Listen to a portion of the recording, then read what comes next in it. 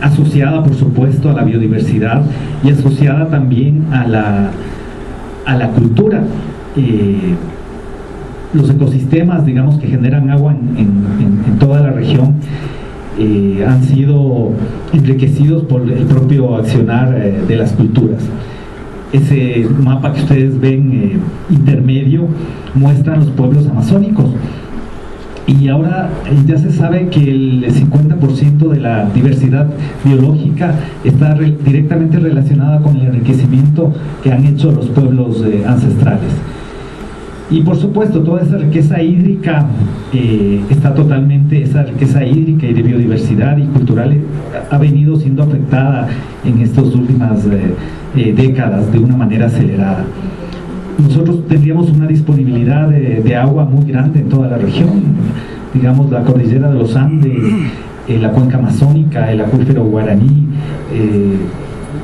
serían suficientes para poder garantizar el abastecimiento de agua, tanto para riego como para el agua de consumo humano, si hubiera sido gestionada de otro modo.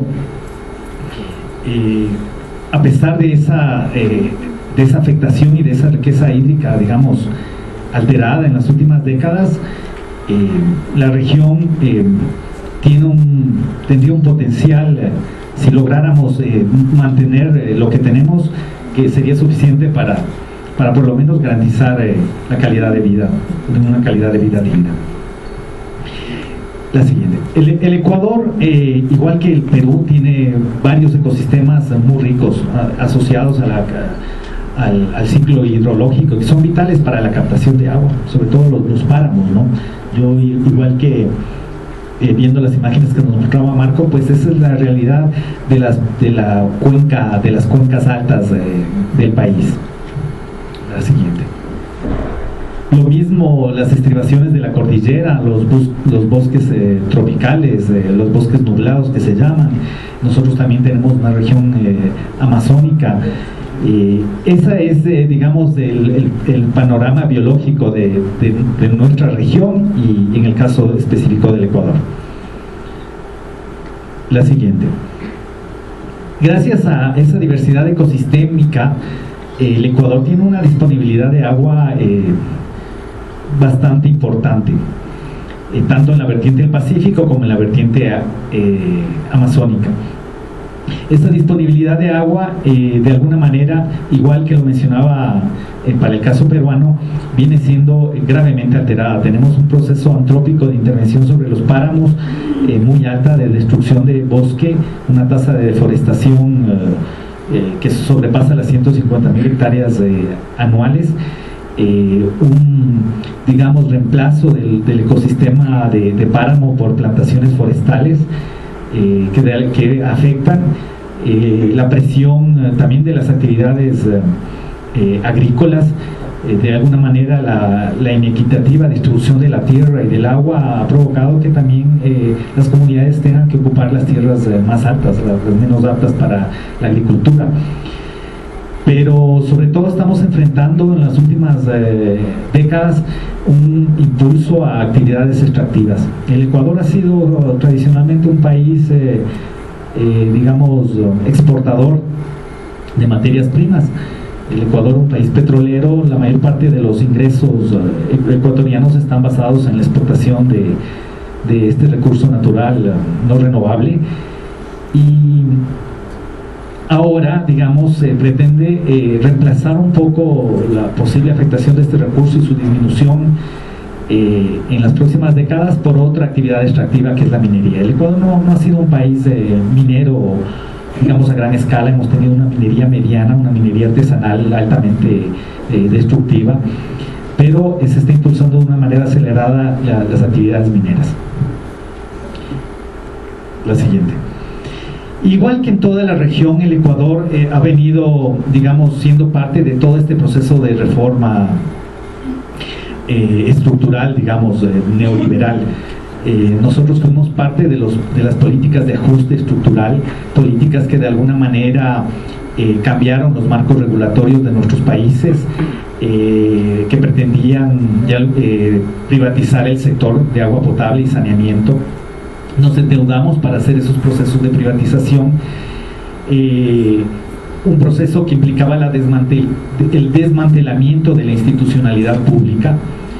Yo creo que muchos países de la región, incluido el Perú, tenían en la década del 50, 60 institutos que estudiaban el tema hídrico, no solamente a nivel nacional, sino también la OEA, Naciones Unidas, tenían una institucionalidad muy importante para el tema de investigación sobre recursos hídricos. El Ecuador constituyó una base institucional que le permitía hacer un seguimiento a los caudales, a las cuencas hidrográficas. Todo eso fue desmantelado para entrar en este proceso de privatización y de entregar al sector privado. No solamente digamos, la investigación, sino el manejo de las instituciones que tienen que ver con el acceso al agua potable y saneamiento. En el Ecuador se privatizaron el servicio de agua público de 3 empresas importantes, sobre todo en la costa: la ciudad de Guayaquil está concesionada, la ciudad de Machala, una parte de un cantón también en la costa, en la provincia del Guayas, y se intentó privatizar el agua de la ciudad de Quito. Todo esto vino acompañado de un descrédito no solamente al sector público, sino también al movimiento sindical, un desprestigio de las empresas y de las instituciones públicas. Igual que en la región, digamos, el contexto también ha tenido que ver un poco con la afectación de las fuentes de agua. Igual que aquí, como ya lo mencionaban, en el Ecuador, por ejemplo, el 95% de las ciudades no tienen sistemas de tratamiento de aguas residuales, de aguas servidas. El 97% de las ciudades no tienen sistemas adecuados de tratamiento de desechos sólidos, y eso quiere decir que es una de las principales fuentes de contaminación. Obviamente, por regiones hay unas diferencias, porque la región amazónica, donde se ha centrado la actividad extractiva petrolera, pues la mayor parte de las fuentes de agua en las provincias norte de Sucumbíos, Orellana, están totalmente contaminadas. Las fuentes de agua, digamos, el agua, las napas freáticas. Y hemos también, digamos, enfrentado toda una política que tiende a privatizar hasta el agua de consumo. El embotellamiento de agua se constituye en una fuente bastante alta de privatización, porque acceden a concesiones y reemplazan, digamos, el consumo de agua que podría ser de las empresas públicas por agua embotellada. También enfrentamos un proceso, igual que en el caso del Perú, de crecimiento urbano bastante desordenado, y por supuesto los efectos del cambio climático. De alguna manera este proceso estructural en toda la región tenía que ver mucho con la entrega a grandes transnacionales del manejo del agua. O sea, en el Ecuador, para darles un ejemplo, la ciudad de Guayaquil en el año 2001 fue su servicio público de agua concesionado a la transnacional Bechtel. No sé si ustedes se acuerdan de esta transnacional muy sonada en el caso de Cochabamba en Bolivia. La guerra del agua fue para expulsar a esta transnacional. Esta transnacional estuvo hasta el año 2008 en la ciudad de Guayaquil, en el que curiosamente transfirió sus acciones a otra transnacional gigantesca, que es la Veolia, una de las más grandes del mundo en control de sistemas de abastecimiento de agua potable urbana. Y no solamente que, digamos, sigue actualmente a cargo de la concesión, a pesar de las reformas constitucionales, de las que vamos un poco a hablar más adelante. Igual que en toda la región, el agua, que ya se ha convertido en una mercancía, tiene mucho que ver con las grandes ganancias de las empresas embotelladoras de agua, ¿no? Ese es otro elemento que no se discute mucho. Pero para que ustedes tengan una idea, en el caso ecuatoriano, una botella de unos 500 centímetros cúbicos de agua cuesta 25 centavos de dólar. O sea, un litro de agua embotellada nosotros pagamos $1. O sea, digamos, un metro cúbico de agua nos estaría costando $1,000, cuando nosotros pagamos a nivel, por ejemplo, de la ciudad de Quito, 60 centavos de promedio por metro cúbico.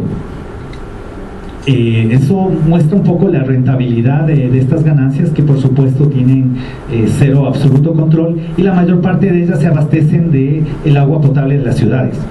O sea, en el caso del Ecuador, salvo una empresa, accede a unas vertientes de agua mineral, pero la mayor parte se abastecen del propio sistema de agua potable de las diferentes ciudades. Y además tienen un poder y un peso muy grande. Esas botellitas que ustedes ven a la derecha fue cuando se estaba discutiendo en la Asamblea Constituyente el derecho humano al agua, y cuando se estaba promoviendo que haya un control para el proceso de embotellamiento de agua.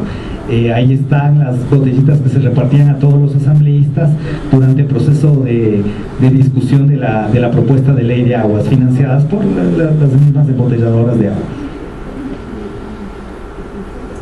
Igual que mencionaba Padre Arana, nosotros también enfrentamos políticas que tienen que ver con procesos de integración regional, sobre todo integración de la infraestructura. Los proyectos IRSA se siguen desarrollando con los mismos contenidos y de la misma manera que estaban propuestos antes por la Corporación Andina de Fomento a través de políticas de integración, sobre todo regional, y ahora mucho con la influencia del Brasil para algunos corredores que son importantes. En el caso del Ecuador, el eje Manta-Manaos se lo sigue implementando. Algunos datos específicos sobre el Ecuador y que pueden ser importantes a considerar. En el Ecuador hay más de 53,000 sistemas comunitarios de agua potable, de agua entubada, en algunos casos potabilización muy poca, pero sobre todo que han resuelto el tema del acceso al agua de más de, digamos, estamos hablando de alrededor de 4,5 millones de personas, tanto de acceso al agua para riego como de acceso al agua para consumo humano. O sea, estas comunidades y los sistemas comunitarios han resuelto, sobre todo en el sector rural y el sector periurbano, su derecho al agua de una manera muy organizada. O han construido sus propios sistemas mediante mingas, han invertido recursos, han construido sus sistemas de administración, y en este caso han reemplazado al rol que el Estado tenía de haberles garantizado, digamos, este acceso. Pero a pesar de esta magnitud y de la alta cantidad de sistemas comunitarios, este es el mayor conflicto que se está dando actualmente en el Ecuador, y tiene que ver con el derecho que tienen estos sistemas de participar en las decisiones que se toman relacionados con las cuencas, relacionados con la gestión del agua, relacionados con el propio manejo. El Ecuador, al igual que otros países de la región, tiene un elevado proceso de concentración y acaparamiento de agua, y esto obviamente también está asociado a la concentración y acaparamiento de la tierra. Para que ustedes tengan una idea, este acaparamiento de tierra, con algunos datos, 616 familias controlan 3,5 millones de hectáreas de producción agrícola. Mientras que por el otro lado, 712,000 familias tienen una superficie de 2,4 millones de hectáreas. O sea, la mayor parte unidades productivas, digamos estas últimas, que apenas acceden al 6% del total de las tierras en producción y con superficies menores a 5 hectáreas. Del otro lado, los grandes concentradores, digamos, una de cada 1,000 de las unidades productivas en el campo son mayores a 640 hectáreas. Yo les decía que concentran el 13% de la tierra en producción. Esto es parte de la inequidad, digamos, existente en el país. Y la concentración del agua va de la misma mano. La población campesina e indígena con sistemas comunales de riego representa el 86% de los usuarios del agua de riego, y apenas acceden al 13% del caudal.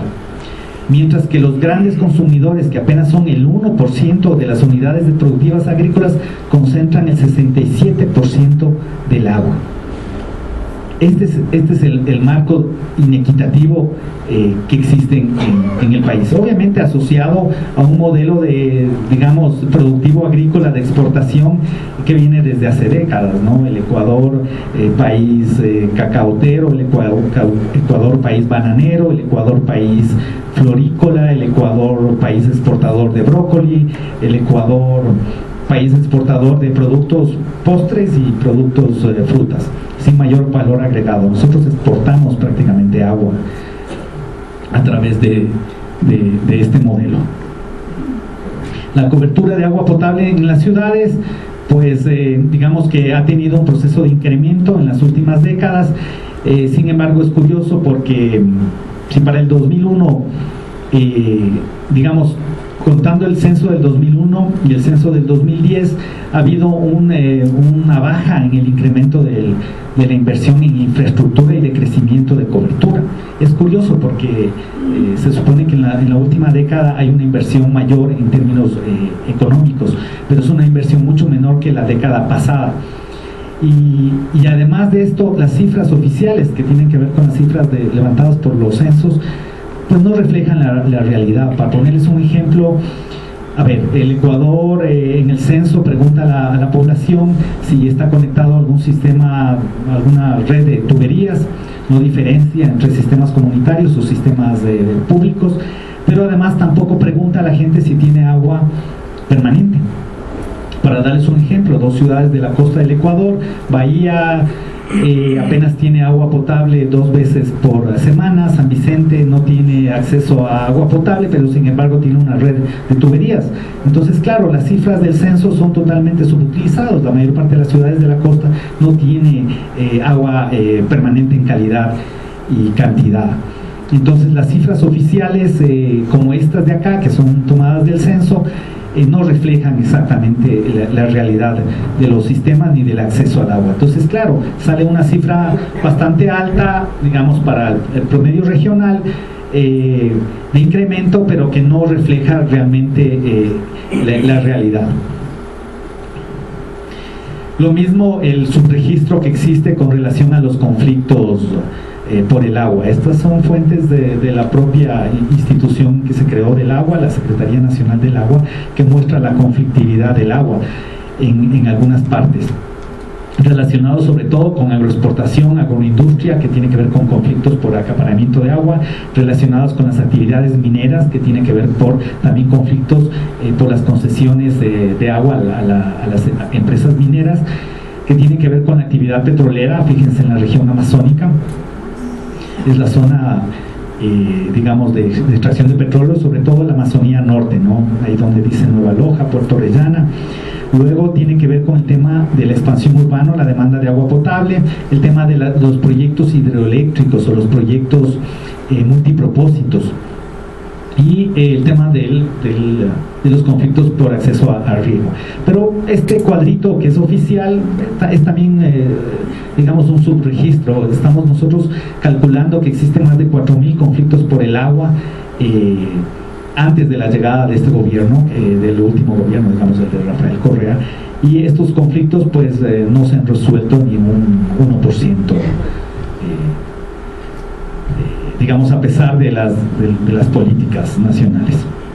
Con ese marco de conflictividad por el agua, de inequitativa distribución en el acceso al agua, a la tierra, obviamente la fuerte movilización y organización social ha estado por reclamar y reivindicar cambios en el país.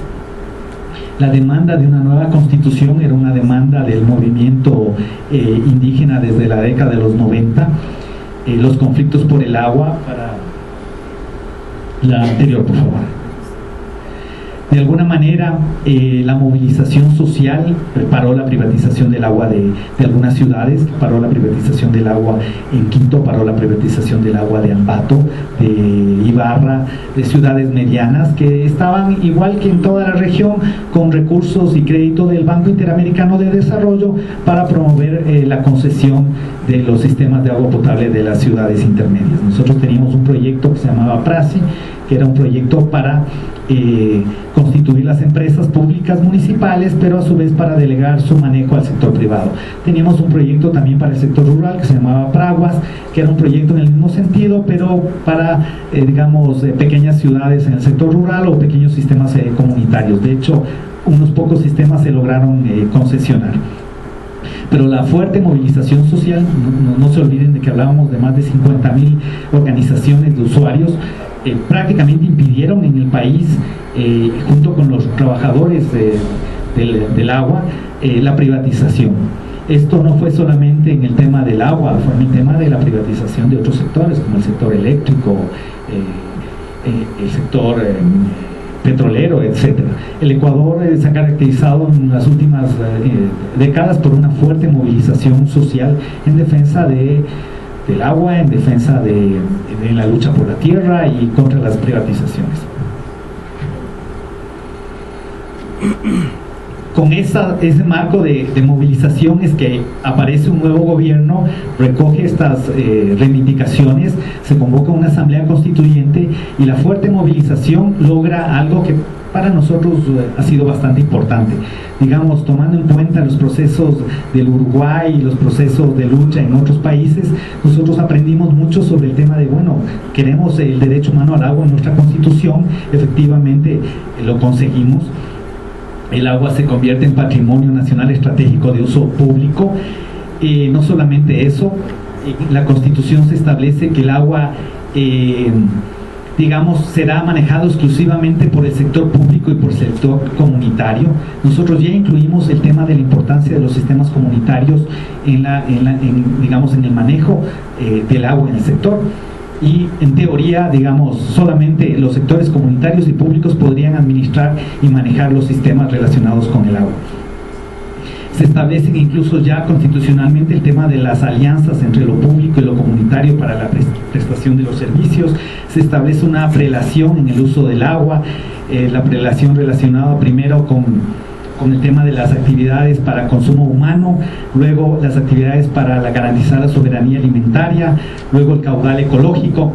En realidad el caudal ecológico debería estar primero en la prelación. Está tercero, que es un poco contradictorio, porque si no se logra mantener el caudal ecológico tampoco va a haber agua ni para consumo humano ni para otras actividades.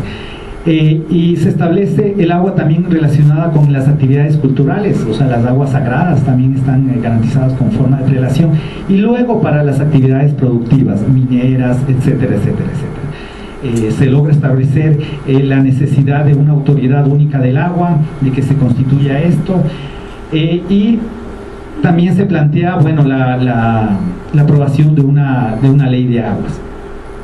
Hay otro elemento que es fundamental y que tiene que ver con la incorporación en la Constitución del derecho de la naturaleza, digamos. Esto es algo bastante novedoso que tiene que ver con el mantenimiento, en el caso del agua, del ciclo hidrológico. O sea, se supone que nosotros tenemos garantizados en la Constitución, tenemos que la naturaleza se convierte en sujeto de derecho. Y eso tendría que ver mucho con la protección de lo que se mencionaba aquí, de los ecosistemas relacionados con la generación de agua.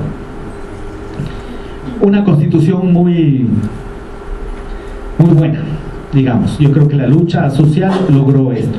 Pero esa es la realidad, digamos, esa es la realidad teórica, pero no es la realidad práctica. El Estado efectivamente crea la autoridad única del agua, igual se sigue manteniendo una dispersión en la institucionalidad pública, siguen existiendo parcelas de manejo del agua, por un lado el Ministerio de Desarrollo Urbano y Vivienda, por otro lado el Ministerio del Ambiente, por otro lado la Secretaría Nacional del Agua, por otro lado el Ministerio de Salud, que también tiene que ver con actividades de control de calidad de aguas.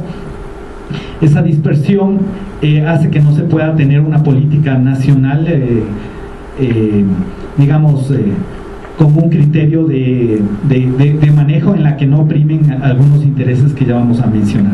Hay muy buenos diagramas y mapas que realiza la Secretaría Nacional del Agua sobre cómo debe ser la participación, la sustentabilidad, la creación de leyes, reglamentos, el manejo por cuencas, todos unos organigramas fabulosos. También hacen unos diagnósticos muy buenos sobre la dispersión en el sector, la ausencia de políticas nacionales, el desperdicio del recurso, la inequitativa distribución. Pero para darles un ejemplo, después de 5 años de aprobado toda esta política, aún no tenemos un plan nacional de recursos hídricos. Aún no se ha hecho el inventario que se supone iba a servir para iniciar los procesos de desconcentración y desacaparamiento de agua. Aún no se aprueba la ley de aguas. No se aprueba por la fuerte movilización y oposición de las comunidades, porque no ven reflejadas en la propuesta de ley de aguas ni su participación, ni sus propuestas de que se creen recursos como el Fondo del Agua, ni el mínimo vital gratuito en las ciudades. El tema del agua embotellada, la desconcentración, la desprivatización, etcétera, etcétera. Y por otro lado, nosotros vemos un recrudecimiento de políticas que intentan controlar los sistemas comunitarios, sobre todo los sistemas comunitarios que se oponen a las actividades extractivas, militarización de sistemas de acueductos comunitarios. La siguiente. El tema: no se desprivatizaron a pesar de las auditorías y a pesar de los propios datos del gobierno que hablaban de un no cumplimiento de los contratos del sistema de agua potable concesionado de la ciudad de Guayaquil. Más bien en el 2010 se renovó la concesión, digamos, se mantuvo la concesión por 20 años más con arbitraje en el Tribunal de Arbitraje Internacional de París, con sede en la Florida. A pesar del discurso muy soberano que mantiene nuestro presidente, pero en la realidad estos son los contratos que se siguen manteniendo. ¿Cómo será de curioso que hace apenas 2 semanas el gobierno municipal de Guayaquil habló de que es necesario rescindir la concesión de agua? Es un gobierno de derecha, y planteó de que ya no podía hacer más porque la empresa no está invirtiendo. Curiosamente es el gobierno de derecha el que plantea la suspensión de la concesión de agua potable en la ciudad de Guayaquil, y el gobierno nacional no dice nada. No sabemos qué hay atrás de esto, no queremos que sea así nomás. La propia autoridad del agua impulsando grandes megaproyectos, tienen los recursos. Entonces, por un lado es la autoridad de control ambiental. La siguiente, por favor. Es la autoridad de control ambiental, y sin embargo es al mismo tiempo la que construye estos grandes megaproyectos que implican el desplazamiento de población y muchas violaciones de derechos humanos. El Ecuador sigue enfrentando políticas de contaminación, digamos, de no tratar los temas de contaminación de agua, pero sobre todo siguen las movilizaciones por el agua. Movilizaciones como la que se hizo en marzo de este año, en defensa, digamos, pidiendo la aprobación de una ley de aguas por la dignidad y por la tierra. Una movilización muy grande. Y yo, escuchándole la siguiente, por favor, al padre Arana, que yo decía, pero es lo mismo que dicen de las organizaciones en nuestro país. O sea, sobre la marcha del agua, pues dijeron de todo: que los ecologistas son extorsionadores, que las comunidades no son las que protestan, sino un grupo de terroristas, los ambientalistas románticos, los ecologistas infantiles son los que quieren desestabilizar al gobierno. Correa decía que se acabó el anarquismo: todo el que se opone al desarrollo del país es un terrorista. No se dejen engañar, el gobierno está investigando quiénes están detrás de todo esto. El gobierno no dejará que se detengan, refiriéndose a las actividades mineras. ¿Qué prefieren? ¿Vivir como mendigos sentados en un saco de oro o sacar las riquezas para la educación, salud, canales de riego? Basta de tanta demagogia de estos fundamentalistas que se oponen al desarrollo. Quieren vivir en la época de las cavernas. ¿Dónde está el mayor peligro para la revolución ciudadana? En esa izquierda infantil, en ese indigenismo infantil, en ese ecologismo infantil. Y ya están volviendo a activarse haciendo reuniones para promover un levantamiento para oponerse a la minería. Ya empiezan esas actitudes insensatas. ¿Les parecen conocidas estas palabras? Es el mismo discurso. Yo también decía, pero sí parece que están calcados, ¿no? Y la última convocatoria, no sé si la escucharon recién, que decía presidente convocando a los presidentes de Perú y de Colombia a tratar el tema de los antimineros, ¿no? Dice, esto hay que tratar entre ambos países, Colombia también, porque Perú tiene esos problemas. Ha habido brotes de violencia de grupos radicales que se llenan la boca hablando de democracia. Advirtió contradicciones en los grupos radicales porque nunca protestan contra la minería contaminante, pero sí contra la minería limpia. Ustedes conocen mucho de la minería limpia, que no daña el agua ni el medio ambiente. El desafío es tener buena minería, buen petróleo, y sí lo podemos hacer. Asimismo, consideró importante reflexionar sobre la violencia que generan los grupos radicales defensores del medio ambiente que se oponen a la minería. Porque tanto en Ecuador como Perú, dijo, sus discursos son hechos en base a falsedades. Yo escuchando y conociendo la realidad y las agresiones que ha sufrido, o sea, los que generan la violencia, pues aquí le responsabilizan al compañero Arana de ser el responsable de las agresiones, cuando ha puesto su vida en riesgo. Y nosotros tenemos en el Ecuador más de 200, ya vamos por los 240 casos de campesinos y dirigentes indígenas y defensores del agua acusados de sabotaje y terrorismo, procesos de terrorismo iniciados por el gobierno nacional, con algunas sentencias como el del compañero Carlos y otros dirigentes, en las cuales pues sí, todo el poder del Estado, toda la reforma judicial pues han servido para acusar a los defensores del agua de saboteadores y terrorismos. Esa es la realidad un poco del país. Efectivamente, yo digo, nosotros propugnamos lo mismo y queremos construir lo mismo que decía aquí el vicepresidente del gobierno regional. O sea, esa es la visión que tenemos del agua, el agua en manos de la gente, de los usuarios, de las comunidades, que puedan decidir sobre políticas, que puedan decidir sobre cómo manejan sus sistemas,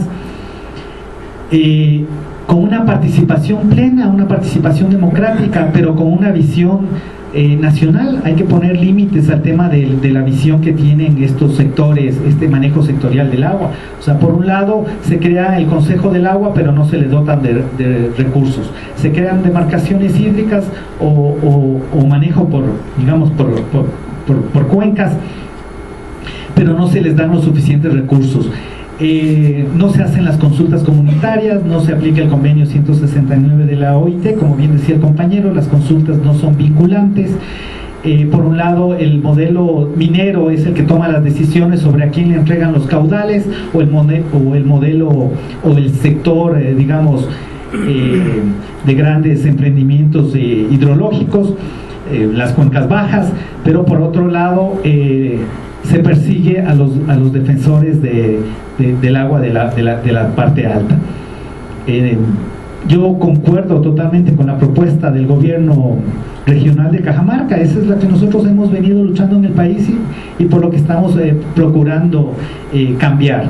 Lamentablemente no es la realidad y no basta solamente la reforma constitucional. O sea, la reforma constitucional es un paso, es una herramienta importante, pero de ahí el tema es el poder que pueda tener la gente para realmente implementar el derecho humano al agua, para implementar el manejo público y comunitario y para defender el agua de la voracidad de un modelo que sigue siendo el mismo modelo extractivo, destructor de los recursos, destructor de la naturaleza y digamos privatizador del agua. Muchas gracias.